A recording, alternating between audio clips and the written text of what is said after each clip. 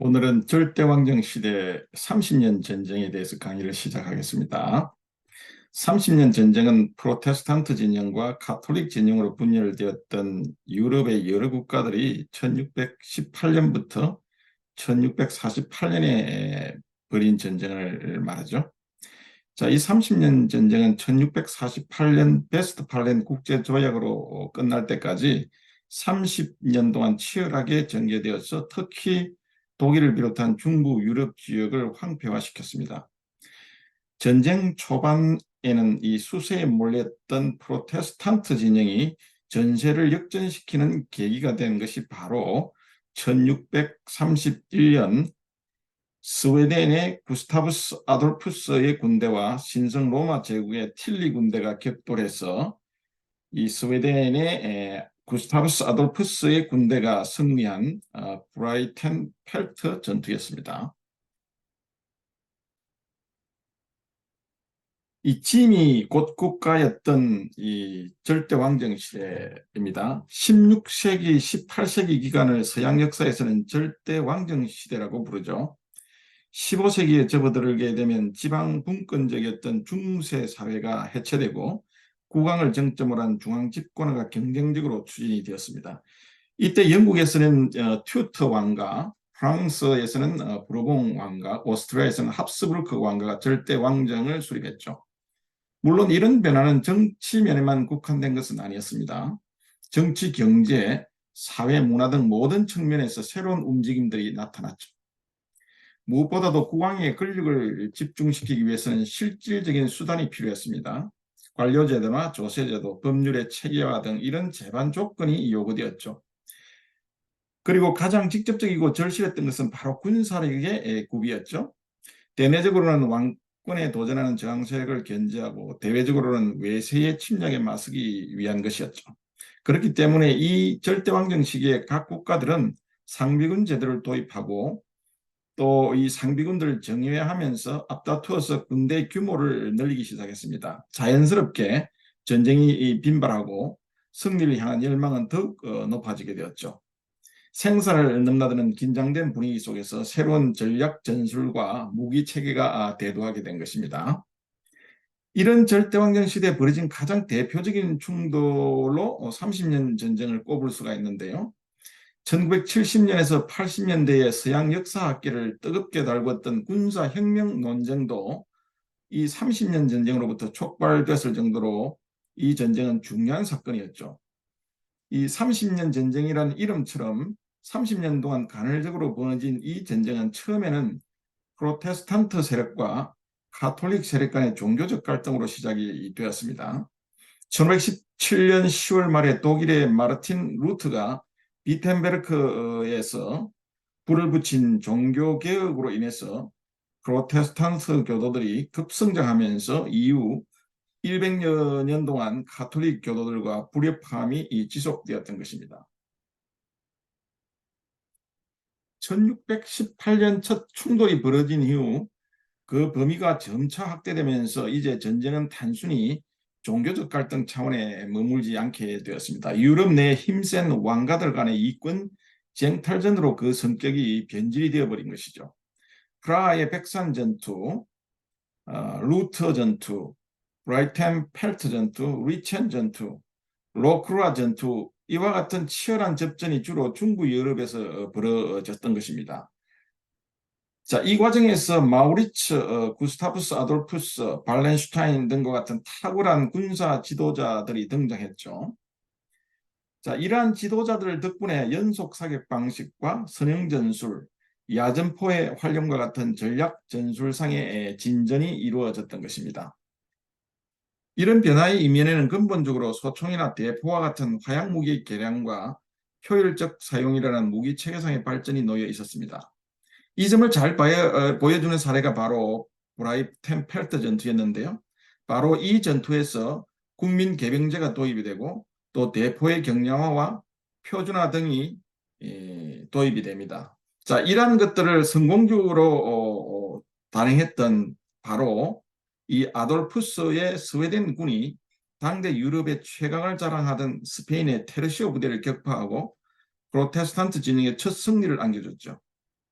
무기 체계의 삼박자라고 할 수 있는 인원, 무기 그리고 전술 훈련을 숙달한 스웨덴군은 이후 한 달 동안 유럽 군대의 전범으로 명성을 떨치게 됩니다. 여기서 말하는 전범이라는 것은 전형적인 모범을 말하는 것입니다. 15세기 이래에 발전해온 화약무기와 대규모화된 병력을 체계적으로 조직하고 이를 실전에 적용한 것이 스웨덴군의 승리의 비결이었죠. 좀 더 구체적으로 이야기하자면요. 유럽 북방의 스칸디나비아 반도에서 국력을 키워온 아돌푸스는 1630년 약 2만 4천 명의 병력을 이끌고 동일 북부 해안에 상륙을 했습니다. 유럽의 중앙부에서 이미 10여 년 이상 지속되고 있던 30년 전쟁에 뛰어든 것이죠. 이 아돌푸스는 참전 명분으로 가톨릭의 위협으로부터 프로테스탄트 교도들을 보호한다는 슬로건을 내걸었지만 이면에는 발트해에 대한 유럽 열강의 진출을 사전에 봉쇄하고 이를 스웨덴의 내해로 굳히겠다는 야심이 깔려 있었던 것이죠. 마침내 1631년 9월 17일 독일 라이프치 북쪽 약 8km 지점에 있던 브라이텐펠트 벌판에서 첫 충돌이 벌어졌습니다. 아돌푸스 국왕이 이끄는 스웨덴 작센 연합군과 프로테스탄트 진영이죠. 틸리 백작이 지휘하는 신성 로마 제국 황제군 가톨릭 진영입니다. 서로 격돌한 것이죠. 이전에도 양측 간에 몇 차례 충돌이 있었지만 본격적인 대결이 이루어진 것은 이번이 처음이죠. 이 전투를 계기로 아돌푸스라는 유럽 변방국가의 지도자가 탁월한 전략가로서 유럽 전역에 그 명성을 떨쳤던 것은 물론이고 그동안 수세에 몰려있던 프로테스탄트 진영이 우위를 점하게 됐죠. 무엇보다도 장기간 유럽 전장을 지배해온 스페인의 테르시오 군 체제가 쇠퇴하고 새로운 유형의 전투 방식이 대세로 부상하게 되었습니다. 보병과 기병으로 구성된 양측의 총병력은 각각 약 3만 5천에서 4만 명으로 수적으로 비슷했습니다. 벌판에 완만한 구릉지를 선점한 이 틸리 휘하에 황제군은 전형적인 테르시오 대응을 취했습니다. 자, 이러한 것은 지난 100여 년간 스페인군을 유럽의 패자로 만들어준 밀집형 전투 대응이 바로 이 테르시오 대응이었죠. 화성 총병과 창병으로 혼합 편성된 이 테르시오 대형은 사방의 최전면에 총병을 그리고 중심에는 창병을 배치해서 적 기병의 기습으로부터 아군 총병을 엄호했던 것입니다. 자, 이날 틸리 백작은 총 17개의 테르시오를 횡대로 정렬시키고 그 좌우측에는 기병대를 배치했던 것이죠.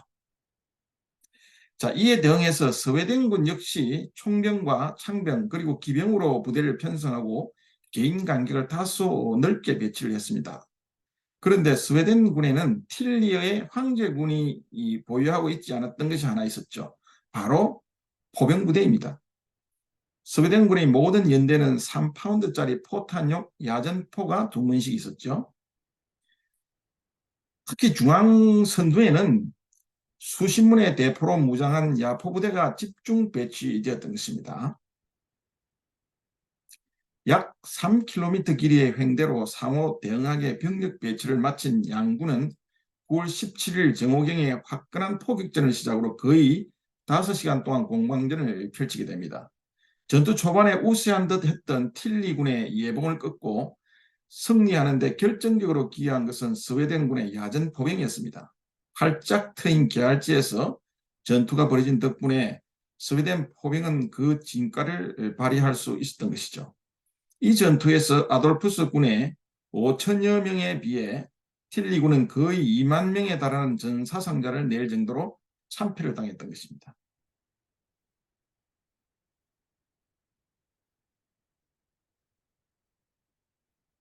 자, 그러면 어떻게 해서 구스타푸스 아돌푸스 국왕의 스웨덴군은 병력상의 열세에도 불구하고 이처럼 큰 승리를 거둘 수 있었던 것일까요? 자, 이런 대답을 우리가 찾기 이전에 먼저 틸리 백작이 지휘했던 신성 로마 제국 황제군의 핵심을 이루었던 테르시오에 대해 먼저 좀 살펴보도록 하겠습니다. 테르시오는 스페인 보병군의 기본 전술 대형이었습니다. 이 테르시오는 소총병을 사방 전면에 그리고 파이크 창병을 중앙에 배치하는 정방형 대형의 병력 운용 단위였습니다. 이 신전술은 스페인의 코르도바 장군이 창안을 해냈죠. 느린 장전 속도로 인해서 재발사 시에 적에게 무방비 상태로 노출될 수밖에 없는 소총병을 창병을 이용하여 보호할 수 있었습니다. 초기에는 소총병과 창병의 비율이 1대6 정도였지만 세월이 흐르면서 소총병이 차지하는 비중이 높아졌죠. 자, 이런 창의적인 전술 덕분에 16세기 중엽 이후에 약 1세기간 스페인군은 유럽에서 강자로 군림할 수 있었습니다. 그렇지만 이 테르시오는 기본적으로 방어 대형이자 무엇보다도 밀집 대형이었기 때문에 포병의 집중 화력에 취약했죠. 바로 이러한 취약점을 파고든 것이 구스타푸스 아돌푸스 국왕이었던 것입니다. 테르시오 대형의 전형적인 모습입니다.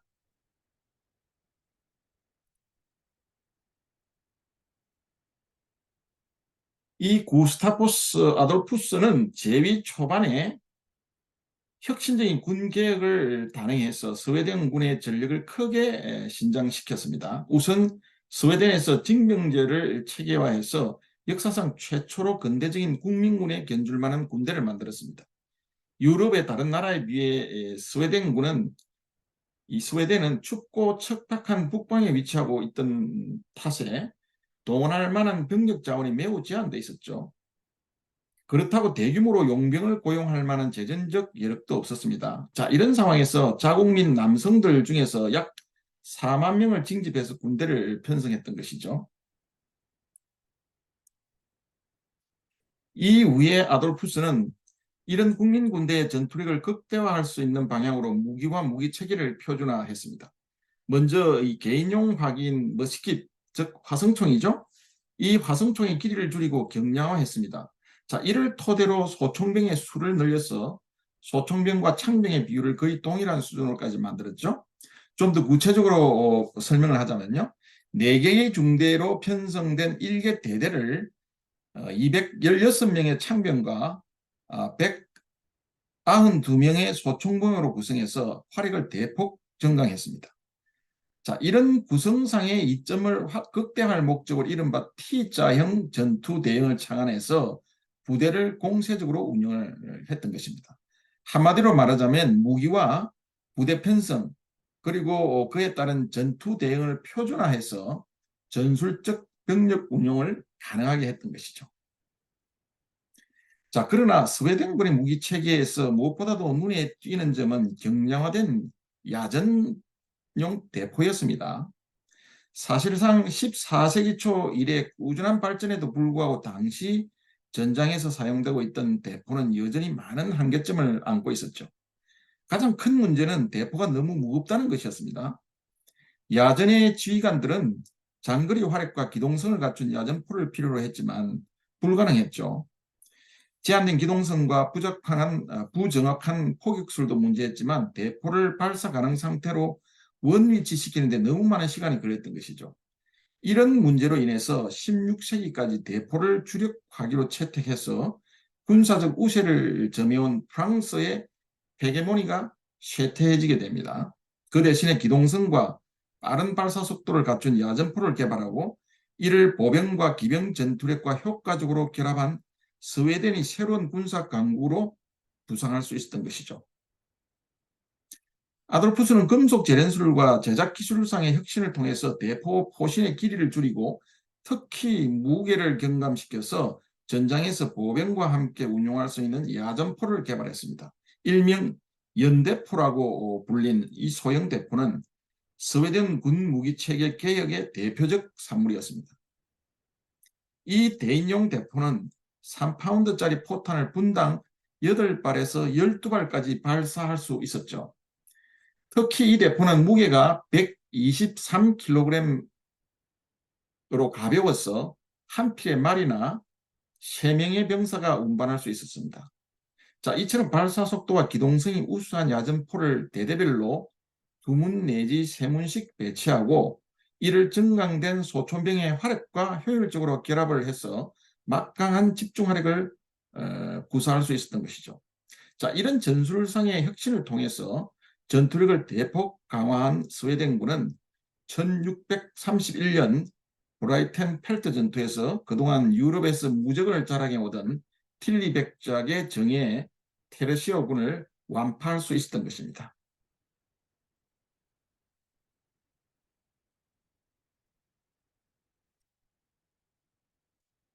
군사적 측면에서 볼 때 이 브라이텐펠트 전투는 그리스 팔랑크스로부터 이어져 온 밀집 대형의 종말을 초래했습니다. 약 1세기 동안 무적의 전투력을 자랑해온 테르시오 부대가 스웨덴군의 유연한 대형 운용과 막강한 화력 앞에서 속절없이 무너졌던 것이죠.